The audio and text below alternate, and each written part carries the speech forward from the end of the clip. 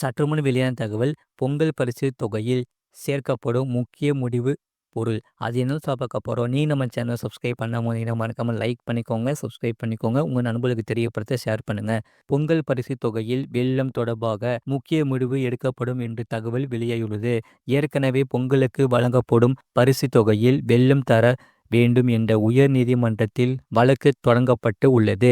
இதற்கு தமிழக அரசு பதில் மனு தரும் அல்லது இது தொடர்பாக முடிவு எடுக்கப்படும் என்று தகவல் வெளியாகியுள்ளது. சர்க்கரைக்கு பதிலாக வெல்லம் வழங்க வேண்டும் என்று தமிழக அரசு உத்தரவிடக் கோரி மதுரை உயர் நீதிமன்ற கிளையில் மனு தாக்கல் செய்யப்பட்டு உள்ளது. ஏற்கனவே பொங்கலுக்கு பணத்தை நேரடியாக வங்கியில் செலுத்துவது தொடர்பாக ஆலோசனை செய்து வருகிறதாம். நேரடியாக வங்கியில் செலுத்த அனைத்து ரேஷன் அட்டைதாரர்களின் குடும்ப தலைவர்களின் வங்கி கணக்கு தேவை. அதோடு இல்லாமல் வங்கி கணக்கில் அவர்களுக்கு மினிமம் பேலன்ஸ் இருக்க வேண்டும். முழு லிங்க் கீழே கிளிக் பண்ணி பாருங்க.